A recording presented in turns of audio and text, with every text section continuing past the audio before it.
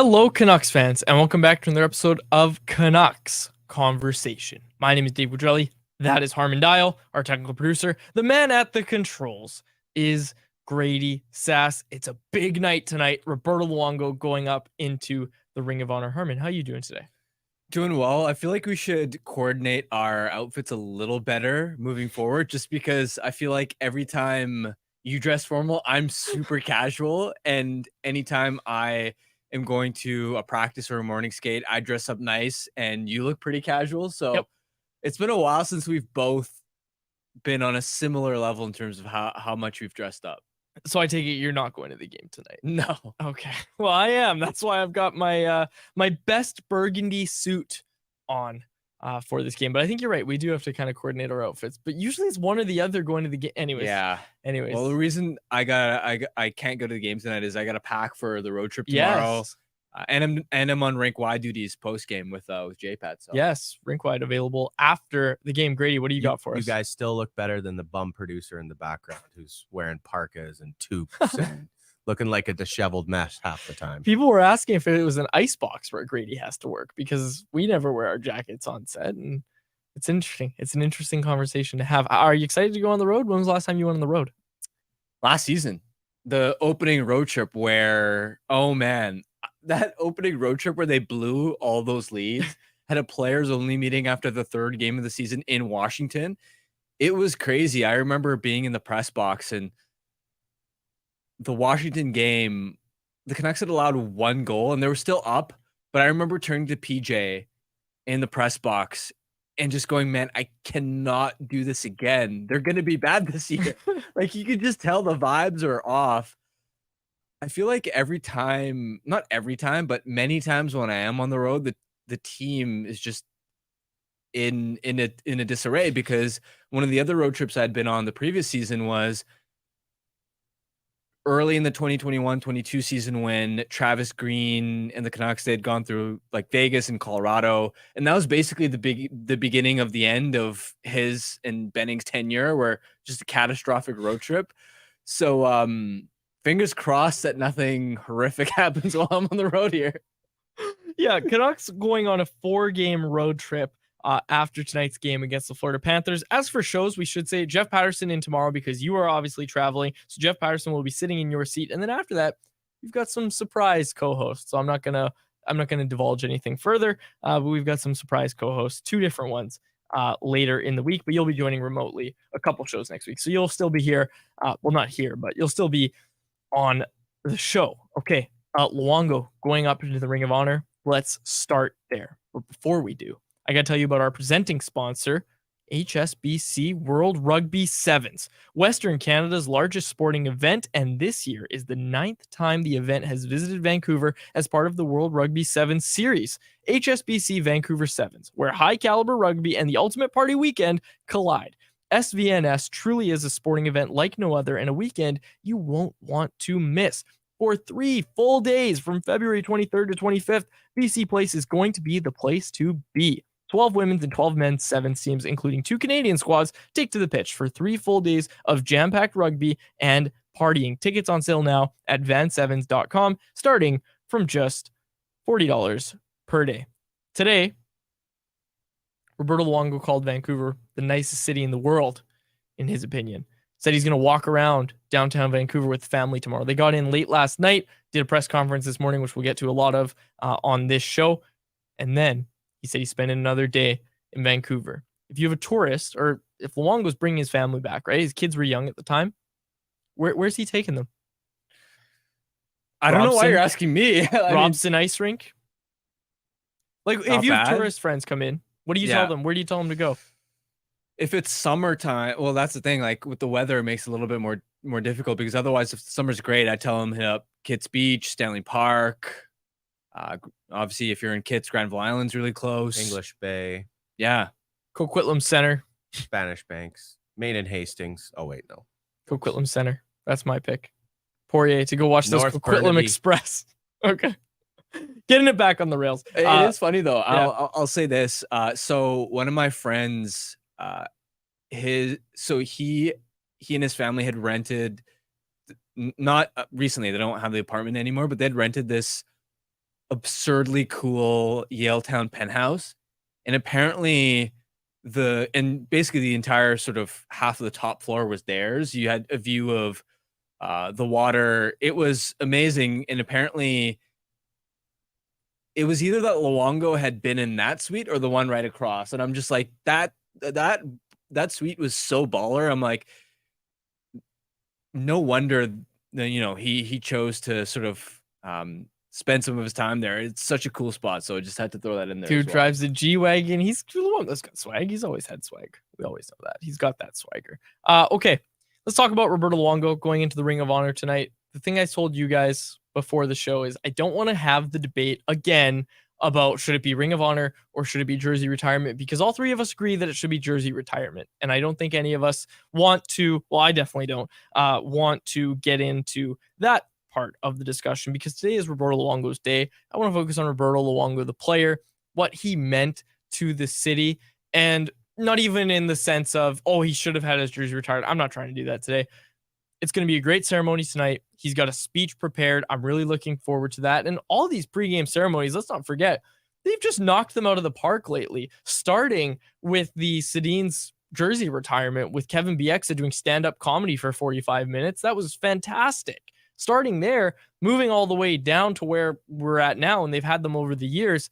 They've been crushing these lately. So I'm hopeful that tonight, and I'm confident that tonight will be the same with Roberto Luongo going up into the Ring of Honor. Yeah, what stands out to me about Luongo and the 2011 core as a whole is they transcended Canucks fandom. And what I mean by that is there are countless occasions where you run into people in the city who aren't Canucks fans, but when you tell them, when they ask you, oh, what do you do for work? And you bring up that, oh, yeah, I'm a Canucks reporter. It isn't Pedersen or Hughes or Miller or anybody on the current team that immediately comes to mind. It's always the Sedins and Luongo. Immediately, people's eyes light up when they remember that era. It was a special era too, because it was around the time of the 2010 Olympics as well. And I find that so cool because that happened over a decade ago now. So the fact that casual, Vancouverites weren't even hockey fans still remember with such fondness the impact that Luongo, the Sedins, Kessler, Burrows, the entire 2011 core had, to me, that speaks volumes, because it is so difficult to transcend your bubble of hockey fans. And yet that's what Luongo literally did. He spoke about his time in Vancouver this morning, and I think he put that so nicely that I'm not saying he was a diva and made himself bigger than the team, but for a while he was bigger than the team, like in terms of just popularity and what he meant to the people of this city. Like you just said it, when you hear Vancouver Canucks, a lot of people in this city still think about Roberto Luongo. They obviously think about that era's team. And look, he's the greatest goalie in franchise history, without a shadow of a doubt. One of the best goalies of all time. Definitely top 5, if not top 3. I got into it this morning on Daily Faceoff Live with our pal Frank Saravalli when I threw out Luongo's a top 3 goaltender. He brought up Marty Brodeur. There's an interesting discussion to be had there. But I'll just say it, like Marty Brodeur, Luongo was robbed of that Vezina in his first year with the Vancouver Canucks. And Lachlan Irvin wrote a really good piece over at Canucks Army that went live literally moments ago before we started recording here. And he kind of dove into the numbers a bit. And I don't even think you have to dive into the numbers to understand what Luongo meant to this city, and the level of greatness that he brought to the Vancouver goal crease. And I'm going to reference it because I reference it all the time, but Scott Rintoul's West Coast Express podcast series, that was a really good way to learn about what the Canucks were like before that era and before where they are now, and how really after the trade of Kirk McLean, it was a goalie graveyard. Like everybody called Vancouver a goalie graveyard. Vancouver is one of the most elite goaltending departments in the entire league, and basically has since Roberto Luongo came to Vancouver. Now I know Ian Clark gets a lot of credit for that, but it's also the guys in the crease, right? Like those guys, a lot of them getting trained by Ian Clark. Those guys did the work, and Luongo really set the standard for great goaltending in Vancouver. And now we're seeing a guy like Thatcher Demko, who's obviously coming into his own as well. But I think he means so much more than whatever you can see on his hockey DB page. Yeah, and before you really saw the Sedins, Kessler, Burrows, all of them really hit their stride, before you saw the likes of Hamhuis and Ehrhoff join the blue line and the team's depth really improving, the team through like 2007, 2008 felt like it was really carried by Luongo by a significant extent, and during that era, they felt really comfortable sort of playing a higher event style of hockey where, you know, the defenseman would be pinching and they'd be comfortable allowing rush chances because they knew they had Luongo to bail them out. And as you sort of alluded to as well, the way that he was able to continue to evolve and refine his game to where in those early days he was making so many desperation saves and it was fun, it was athletic, but then later in his career sort of developing and maturing so that he was more technically sound, didn't have to rely as much on those spectacular saves where he's diving and originally out of position and recovering. It was just really cool to see him sort of be the backbone for so long and again continue to evolve. And I mean, even the 2010 Olympics, I know it's not his time with the Canucks, but seeing that happen in Rogers Arena, Brodeur was originally the starter there, and he sort of, I remember the first time Canada played the US and the US scored a ton of goals, and you know the confidence was a little down for sort of Canada going into the final, knowing that okay, earlier in the tournament US kind of lit them up a little bit, but then Luongo, you know, after that US game, I think it was really stabilizing the crease, and I'm glad that he, even though he wasn't able to win a Stanley Cup, I'm really, really glad he was able to win that Olympic gold medal in Rogers Arena. Overall, people will reference, yeah, his heart at times was maybe in Florida, but by far the most meaningful and important stretch of hockey he had was played in Vancouver. And Luongo would tell you the same thing because he spoke this morning about his time in Vancouver when he did a press conference at Rogers Arena, and we have the clip here. Let's listen to Roberto Luongo reflecting on his time in Vancouver.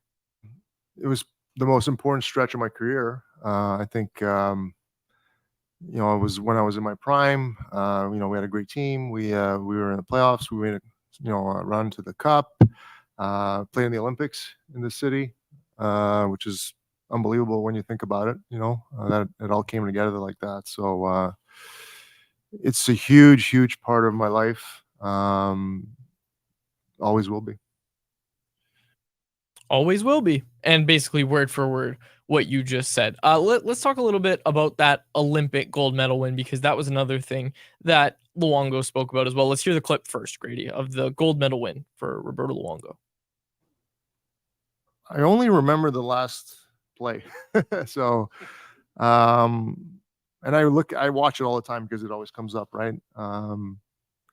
And I don't want to say too much because a lot of it has to do with my speech tonight, so I don't want to give everything away. But when the goal happened, I just remember like there was so much pressure, right, in that moment, given that it was the Olympics in Vancouver, Team Canada. I just felt like such a huge weight lifted off your shoulders because we wanted to get this done, obviously, and we wanted to get it done on home soil, and it's just a euphoric feeling when the goal went in. I think everybody would describe it that way. I can't remember what happened in that game. I only remember the final goal. Like, can you remember that game very well? Yeah, it's crazy because I remember being glued to the TV. The US, I think, scored a late goal to force the OT, and I remember watching OT, and for a second, our TELUS TV went out.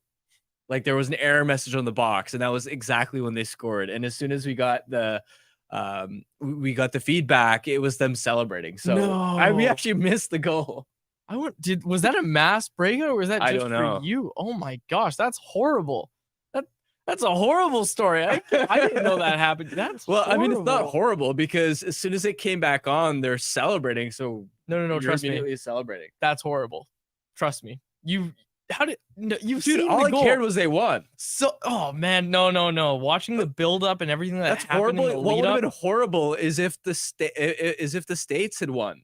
Is if Sure. you're just watching like the Americans celebrate. I didn't care. I didn't care that I missed it. I just care that they won. I guess we would have been like 9 or 10 years old during that game. Do you guys remember in the round robin of the Olympics that year, the States actually had beaten Canada with Martin Brodeur in goal? And much like 2002 Olympics, Ed Belfour had started, or sorry, I think it was Curtis Joseph, because he was Pat Quinn's was the coach then. And it was Marty Brodeur who ended up taking over.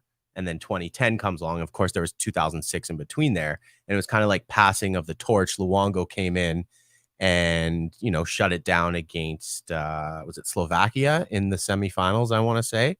And then they went back to him for that gold medal game, and he was excellent. Now, all I remember of Marty Brodeur in that tournament is there was a play where the puck came in and it was elevated, it was in the air, and he went to bat it out of the air like a baseball bat and then put it right up the middle, and the other team remember scored. that play. And then I just remember that being on all the highlight reels of like why he was not going to be in the tournament anymore. And then from there, Luongo played. I don't remember the opponent. I don't remember the score. Like I said, 9 or 10 years old, folks. I don't remember anything other than him swinging at the puck. And obviously he liked to play the puck a lot. He was like a better version of Mike Smith, one might say. But that's all I remember of that tournament with Marty Brodeur. Better version of Mike Smith. One might say it. Others call him a top 3 goalie. I just say a better Mike Smith. Wow. Okay. Do you have anything else you wanted to get to on? Actually, no, sorry. I want to talk about Luongo the person a little bit more, because there were very high highs in Vancouver and there were very low lows in Vancouver for Roberto Luongo. This guy who'd been booed at Rogers Arena. This is a guy who also had "We Want Lou" chants reverberating through BC Place when Eddie Lack got the start in that Heritage Classic game. And if you haven't listened to it already, Mike Gillis did an interview yesterday on our friends with Sakaris and Price, who recorded in this very studio, if you haven't heard already. He did an interview with them yesterday, and he provided a lot of insight on a lot of different things, said he thought Luongo should have his jersey retired. But one thing I really found interesting was talking about that decision to start Eddie Lack in the Heritage Classic. And he talked about how he was used to everybody being on the same page and working closely with Alain Vigneault. And we know that's where, you know, the organizational dysfunction really started, was when John Tortorella was the coach. And look, we know the dysfunction didn't really end until very recently. But yeah, it was a very, very interesting answer from Mike Gillis, because, you know, kind of ripped into John Tortorella a bit, as I think he should at this stage. And that's another thing that I find interesting. And one thing I want to highlight is just that Luongo, toward the end of his career, you know, with the Strombone account and everything, even with Vancouver media, he was able to poke fun at himself. He took things a lot less personally. And you saw the maturation of the player, right? And I think as everybody gets older in this industry and in this game, a lot more honesty comes out. So I think that's why you're hearing the answer from Mike Gillis. But that's why I also think you heard this answer from Luongo on his infamous "My contract sucks" quote.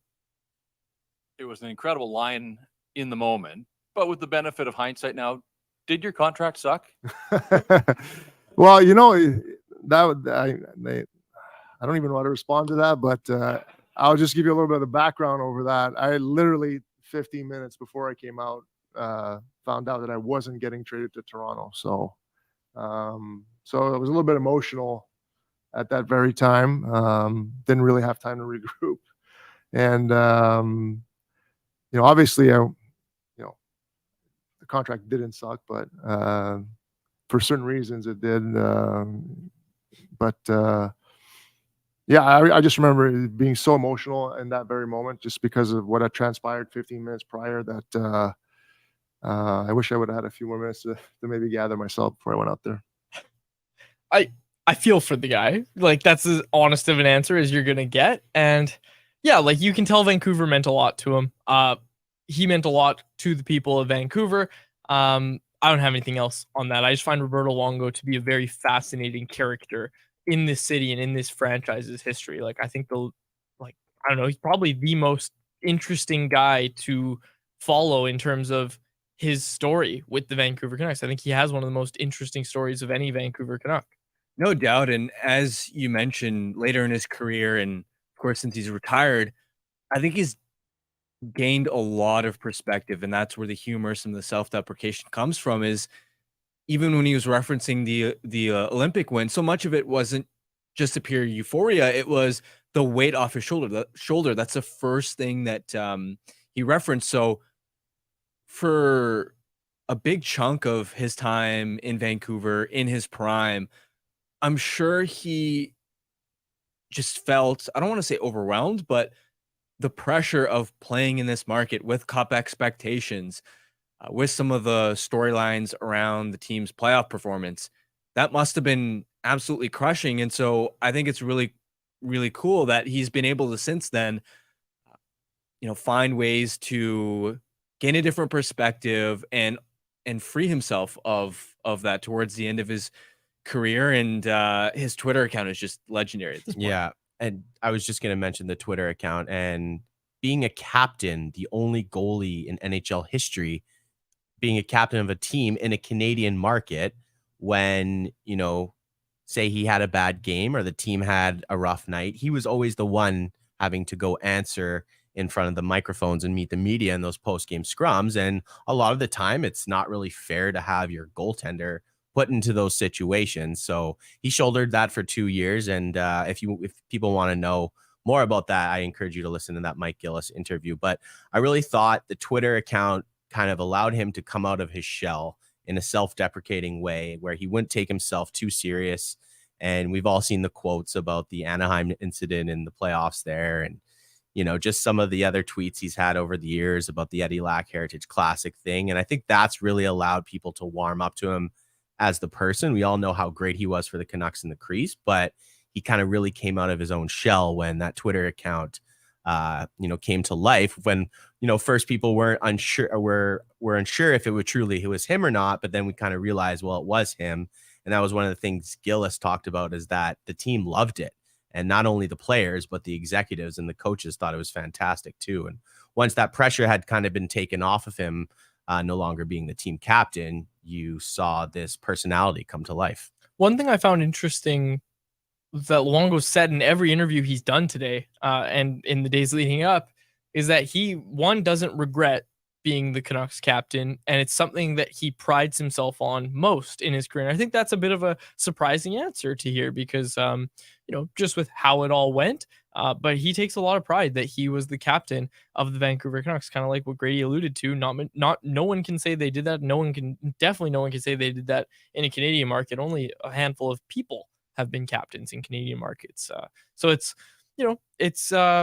was interesting to hear that perspective. One thing he did today at his press conference was cleared the air about a trade request. I think it was Ian McIntyre who asked him about this, about the move to Florida and all that sort of stuff. So let's hear that clip, Grady. This was Roberto Luongo this morning clearing the air about a trade request. Well, it wasn't a trade request, so I don't know what the story is, but it was more of a mutual with Mike Gillis. I think Corey was coming on, and we had a discussion at the end of the year, and it was, I think we decided that it was best, if I think I moved on and Corey was the guy. So it wasn't really a trade request. I think it was more of a mutual decision.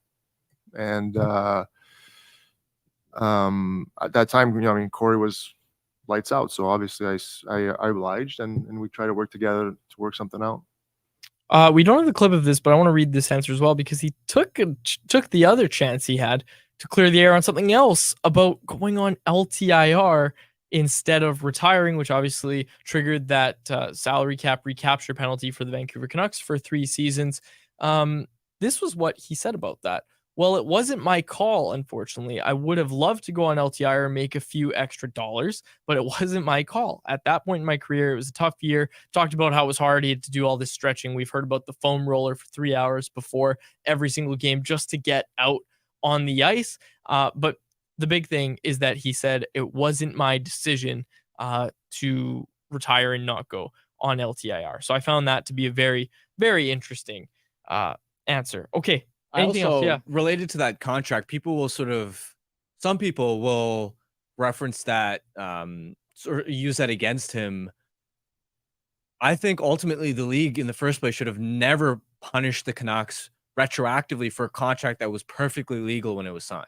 Oh, absolutely. And Like- Gillis said yesterday on Scaris and Price when he did the interview with them, he said there's a rumor out there that the Canucks were told that this would be against the rules. And he's like, no, we didn't. And if we had, we would have never signed it. And I believe Mike Gillis when he says that.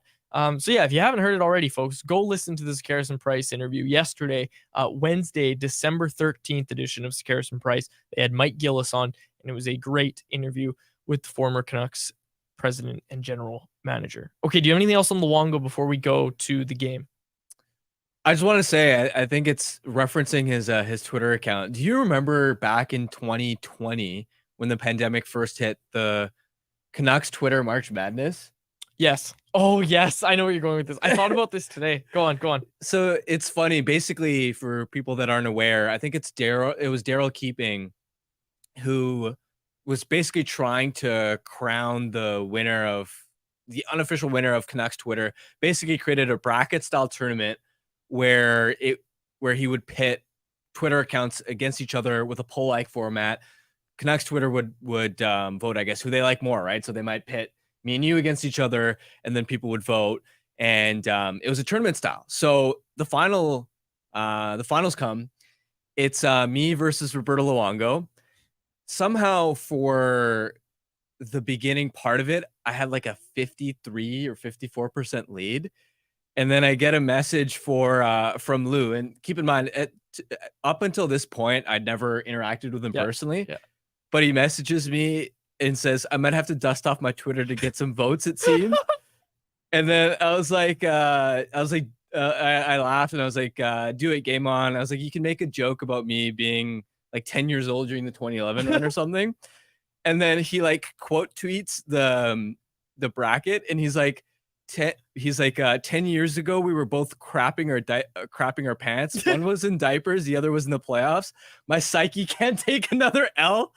And then the tweet got like almost 2,000 likes, and it was hilarious seeing the votes shift in a matter of like 5 minutes, just hundreds of votes piling in for Lou, and he won.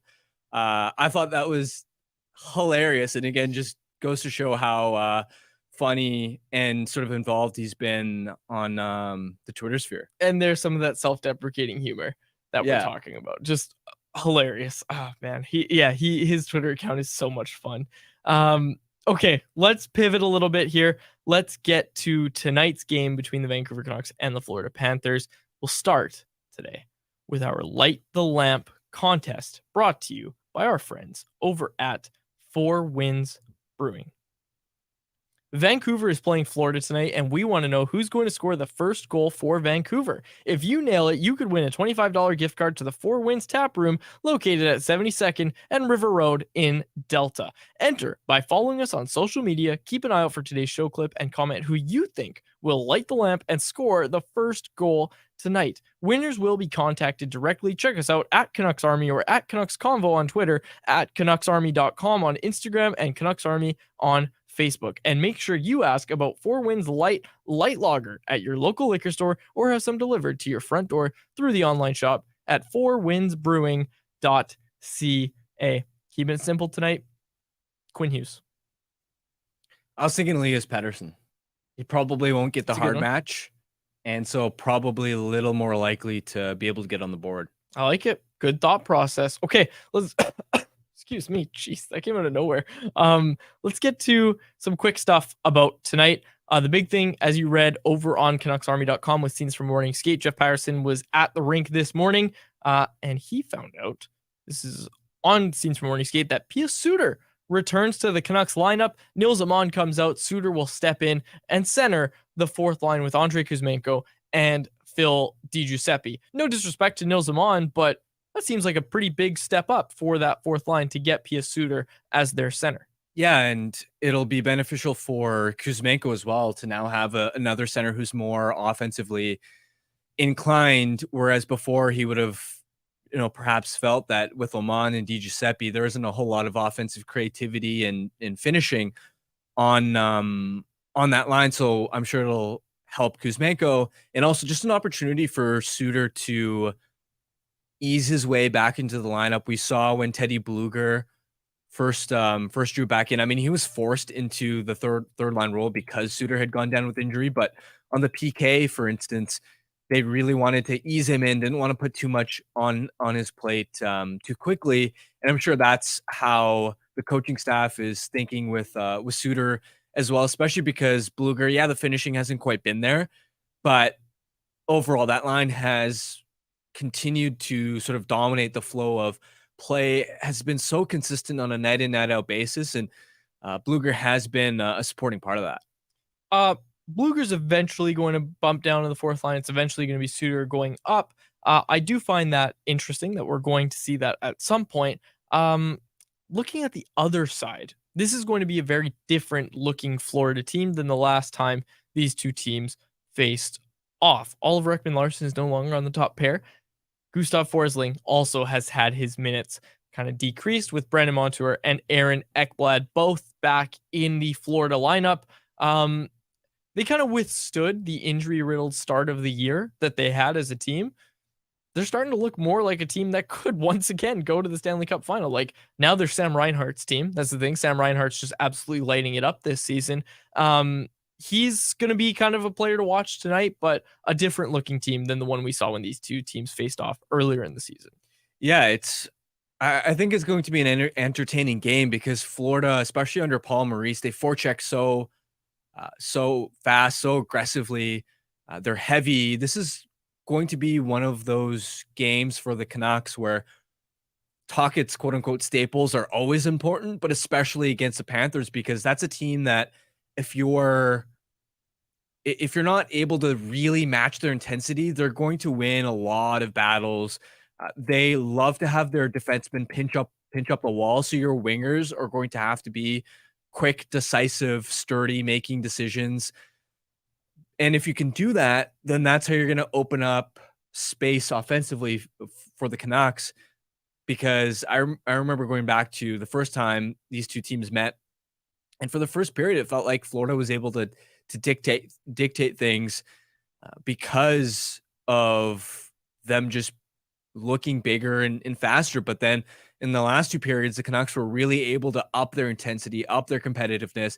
They were moving the puck a lot quicker, and that's when they were really able to sort of take over. And for me, from a matchup perspective, I'm just really intrigued to see how the Canucks are able to slow down the Barkov and Reinhart line. I was looking it up, and yeah, Reinhart gets so much of the credit because he's near the top of the NHL leaderboard in goals. He's been electric offensively, but Barkov is probably the front runner for the Selke Trophy right now. And you look at the numbers with the Barkov line on the ice this season, the Panthers have outscored opponents 23-5. So they've been absolutely feasting. And of course, Tkachuk isn't even on that top line. He's on a different line. So this is going to be a significant sort of top six test for both the Miller and Pettersson lines. So yeah, it's going to be an entertaining game. And I think it's the right time for the Canucks to have a test like this too, because coming off of both the Carolina and Tampa Bay wins, two of their most complete even strength performances, the Canucks are probably feeling good about their game right now. I'm curious who gets the match. Well, we know it's probably going to be JT Miller, but I'm curious how it goes because, look, you said the Braden Point line is no slouch, and they did a fantastic job in that game against the Tampa Bay Lightning. The Miller line did at shutting them down at 5-on-5, but this is kind of a different beast, but also in that same kind of tier, I would say. So I'm very curious how that goes tonight. More curious, I think, about the kind of division of ice time among the defensemen tonight, because you just highlighted the heavy forecheck that Florida brings. I think the key to that is short shifts for the defensemen and, maybe not too much of the mismatch if you can avoid it, with the way the Canucks defense core has been playing as of late. We'll see kind of how that goes tonight. We'll be back to break it down tomorrow. Thatcher Demko gets to start tonight. As we expected, he's going to be there for the ceremonial face-off. I think that has a lot to do with it. Do you have anything else on the game before we move on? No, I think we're probably ready to get to anyone else. And sorry about all the folks. I got a lot to look at right now because I don't want to miss anything. And I just did it again. Won't miss this one. It's time for anyone else, presented by DoorDash. It's our listeners' chance to get involved and hit us up in the YouTube live chat. It's also our listeners' chance to get 25% off and 0 delivery fees on their first order of $15 or more. That's right. For a limited time, our listeners get 25% off and 0 delivery fees on their first order of $15 or more when they download the DoorDash app and enter the code NATION25. That's all capital letters, NATION, and the numbers 25. Offer valid in Canada, subject to change. Terms do apply. Don't worry about cooking dinner or running to the store. Let it all come to you with DoorDash. Okay, I like this one. From Jesse C. Next Winter/Heritage Classic, who would be your pick to match up versus the Vancouver Canucks?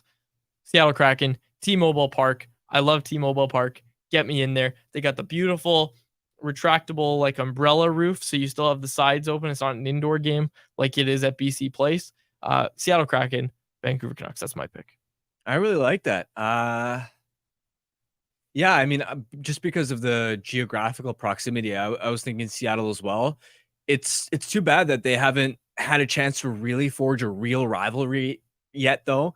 I know people are trying to, I don't want to say force it, but they'll call it a rivalry, and it's not really. Rivalries are built in the playoffs, and it doesn't seem like they're going to meet anytime soon.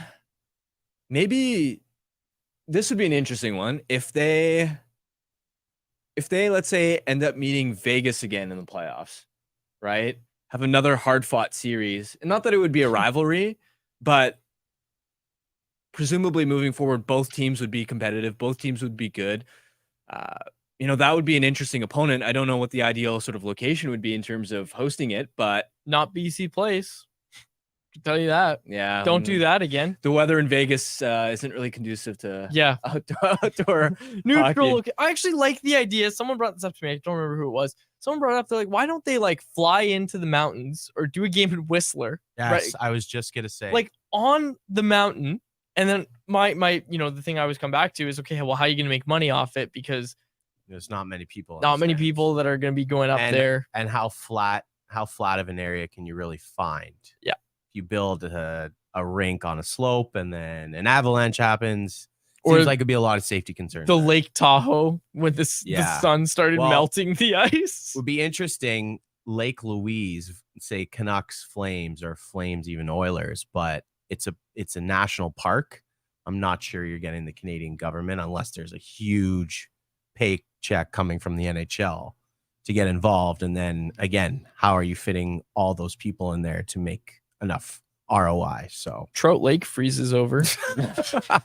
Yeah, I think logistically, Quad Seattle probably makes most sense. Yeah, give me Seattle. I think it'd be fun. It'd be a lot of fun. Okay, this one from Logan Van Dyck. Is it too early to switch Kuzi and Mikheyev on PD's line? So he's suggesting you keep Sam Lafferty, you take Kuzmenko and replace him. I think that's what he's trying to say. Yeah.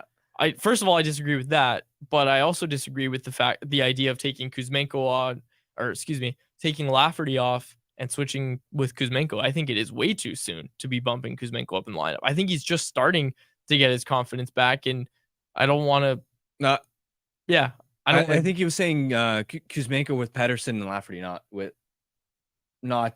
think you said more recently that Lafferty was. Yeah, exactly. And that's what I mean is I also, first of all, I think Mikheyev's finally starting to get going, and I don't think you should be switching Mikheyev off that line at all. But the idea of getting Kuzmenko back on the line, I don't even like that. If it's for Sam Lafferty or whoever it's for, it's too soon to bump up Kuzmenko. Yeah, they've been winning. The last two games at even strength were really complete performances. And while I liked Kuzmenko's last game, it has to be more than one game to earn his way up the lineup. And look, you're going to have opportunities. It's a really long season. They're going to inevitably, like every NHL team, run into a lull at some point. I don't expect Mikheyev and Lafferty to be Pettersson's wingers for the remainder of the season by any stretch of the imagination. Mikheyev probably more so because he's been a constant there whenever he's been healthy. But Kuzmenko will have opportunities to earn his way back up into the top six. Yeah, and also Jesse Z pointing out Suter's back as well. So we talked about that earlier, how that would give a bit more of an offensive-minded center for Kuzmenko to play with. He's still going to be in those soft matchups. I like it the way it is right now. I think it's a good setup that they have. People are talking about the recapture penalty. This one from Oz Nuck. He said, ever wondered how the NHL was okay with Luongo being hired by Florida while the Canucks were still paying off retained salary? Little different there, Oz Nuck. The Canucks technically were never paying Luongo, and that's kind of what he cited. If it was LTIR, then a team would have been paying him, but he chose to retire instead, which leaves all that leftover money on the table. He never got that. It was just a recapture penalty. There was no physical dollars being kind of moved to Luongo. It was literally just that the Canucks had a penalty, so they had a lower salary cap than everybody else. That's all it was. It wasn't you have to pay Luongo this much for 3 years. It was just, you can't spend this money for 3 years because you signed this contract. It was complete bogus, BS, whatever you want to call it.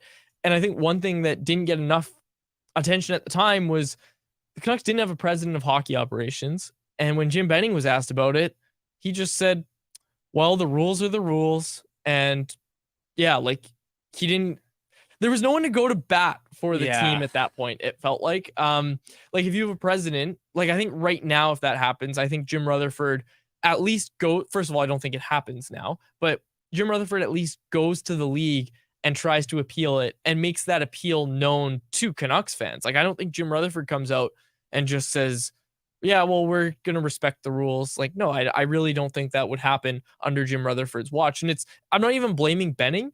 I'm just saying that when there was no president, that was a real blind spot for the Canucks. And just kind of saying yeah, that's fine, whatever. I mean, they did have Linden as president, but not when the recapture penalty came in. Linden was the one that hired Benning. Yeah. But the recapture penalty came in what year did that come in? Linden already amicably parted ways with the team is what I'm saying, right?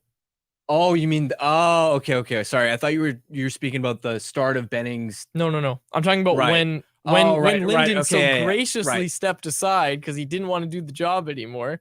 That's what I'm talking about. Right. Okay. My bad. No one overseeing Jim Benning. Well, yeah. Anyways, no president of hockey operations overseeing Jim Benning. Yeah. Sorry, I bungled. It's okay. It's all good.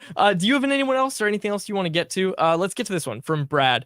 With Bear now out of the picture, who is the next right D the team goes after? I mean, I'll be honest. I don't love there are options, but again, are you going to give up another asset for a guy that doesn't move the needle? Right? If it's another depth option, I don't think it makes sense to, give up an asset for an Ilya Lyubushkin or a Sean Walker. I just don't think those guys move the needle enough to justify giving up pieces for rental. Like I've said before, the only one that might make sense, even Tanev, the initial asking price based off Pierre LeBrun's reporting this week is a first round pick. Now, obviously, the price is the initial ask in mid-December is always going to be high. It doesn't mean anybody's going to step up and actually get offer a first round pick. The price might come down, but the point is, even with Tanev, and I wouldn't hate the idea of trade and then extend if the parameters of an extension are reasonable. But even then, that's it's not going to be cheap. So I'm almost at the point now where, unless it's a piece that you're confident is going to be a real long-term fit in somebody that actually moves the needle, it may not make sense to give up more assets. Wonder if someone we're not even thinking of, similar to how it was with Philip Roenick last year, where his name's not out there at all, and pull the trigger and there's your guy that's going to be a long-term fit for your team. Okay, a lot of really good interaction. Some former Penguin defenseman. Yeah, there you go. There's a lot of interaction in the YouTube live chat today, so thank you, folks. Oznuck said, thanks for clarifying, but I was more looking at how the NHL picks and chooses what to enforce, and that is absolutely fair. That's an absolutely fair point to make. Nar asked this, given the league co-signed Luongo's contract, should they have penalized themselves along with the Canucks? Nar, the answer is absolutely yes. They should have. And I was reading about it because you threw me off with your Linden comment. Florida had a recapture penalty too. Yeah, it wasn't nearly as significant. It was $1 million. Yeah. Yeah, $1 million. Stop them from carrying, like an extra journeyman on their roster. But also, let's be honest, as much as the league should have never enforced that that penalty, what would Jim Benning have done with extra cap space? Do we really want, like, it's a penalty in its own right. it's almost like the team might have been better off with Benning not having cap space so he could inflict less damage. What would Canucks fans' reaction be if the league said, all right, we have to punish you.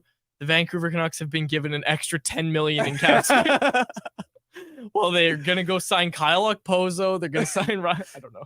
I'm just throwing out names. Anyways, that's a good one. I like that. It's good.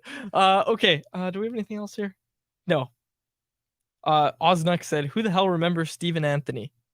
You remember Stephen Anthony? The name rings a bell, but yeah, no, me, I don't. He Grady? he went to Florida in the Luongo trade for Matthias and Markstrom. What? No.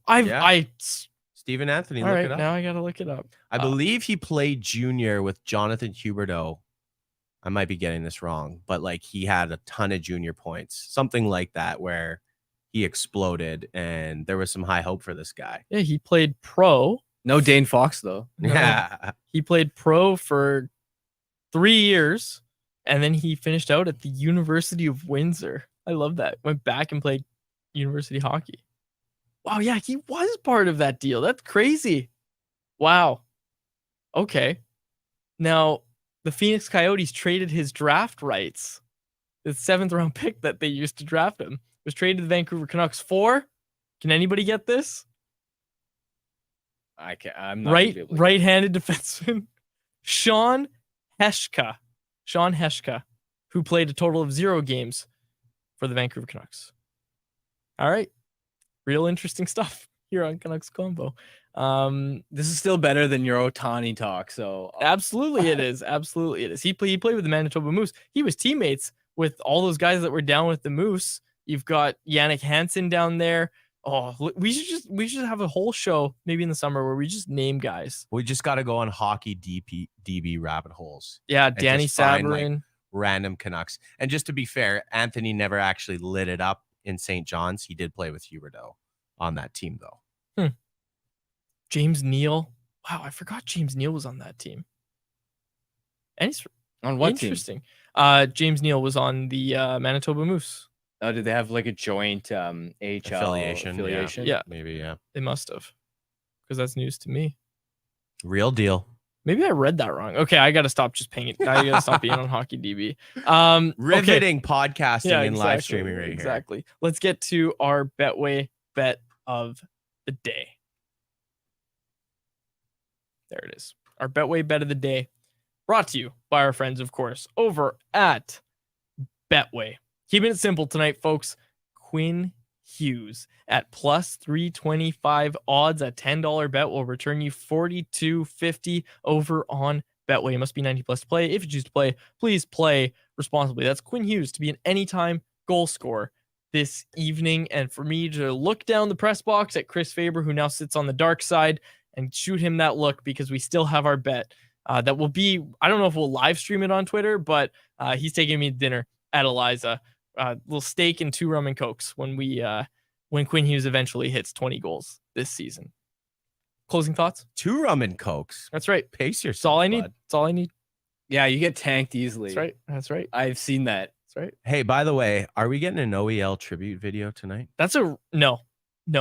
You Why bought him not? out. You bought him out. This management regime I bought him know. out. If the last management regime bought him out, maybe. They This should just management regime flash bottom his out. cap-friendly page with the buyout calculations. all Actually, on you the know board. what? He was a good guy. He Like, was. everybody really liked him. Everybody liked him. It'll be like the Travis. It'll be like they'll put him on the big board and it'll be welcome back. It won't be thank you. Yeah. Oh yeah. It'll be welcome back. Yeah. You were here. You're back here. Howdy. Can they just That'll be have it. Jim Benning's head pop up in like the corner of the screen too? I wonder if I was By happy the way, other day. I wasn't serious about the tribute. I'm just I know, being a troll. but you're still. I still think it's a good. They're still gonna do it. They're still gonna. Oh, say, they'll like, give him welcome a back. Yeah. graphic like There's they no did tribute, for Travis yeah. Green. Yeah. But Jim Benning, do you think he'll ever work in the league again? Dale Talon worked in the league again for the Vancouver not as a Canucks. GM. No, Maybe of course not. He he'll will get, never like, be a some GM. sort No, of scouting advisor role. Yeah. Old hockey men get recycled all the time. Yeah. Right. So, But also, it's weird and uncanny that he's basically disappeared. We haven't heard from him that NBA is all. doing wonders, man. Other than when Linden and Benning like a month ago were Just came out of the fighting woodwork. over who drafted Oh, Pedersen man. again. That's Benning's. He came out of witness protection to drop that, which was Two things we don't want to rehash: that thing, and then the Luongo Ring of Honor jersey retirement. Jesse C asking if I like rum and eggnog. Oh, it's good for like one drink, and then after that, Yeah. you're puking. Too Too much sugar. I'm a big rum and eggnog guy. Big rum and nog guy. When do you guys get your first nog of the year? Because I get it in like Never. October. I buy mine in October. Oh, they even sell it that early? Yeah, you just gotta look hard. Wow. Yeah, it's like I don't deep drink down. You don't drink eggnog? No. Oh, all right. We'll close it out there. Harmon's leaving for a week, which I need after that comment. Harmon, thank you for joining us today. You'll be in throughout the week as well, over the Zoom machine or whatever it is. So that'll be a lot of fun. Guest co-hosts next week and tomorrow. Jeff Patterson will join me in studio. We'll be here to break it down, and you'll be with Jeff tonight breaking down this evening's game between the Florida Panthers and the Vancouver Canucks. So make sure you check out Rinkwide Vancouver later. Hit that subscribe button, notification bell. We are live Monday to Friday at 2 p.m. And if you're on the podcast, come check out the live show. Come hang out. Come interact with us. All your interaction is much appreciated. But for now, signing off, my name is Dave Quadrelli. That is Harmon Dial. Our technical producer was Grady Sass. This has been another episode of Canucks Conversation. Canucks Conversation with Harmon and Quads every weekday at 2 p.m. Be sure to check it out on the Canucks Army YouTube channel. And if you missed it, go check it out on your favorite podcast catcher app.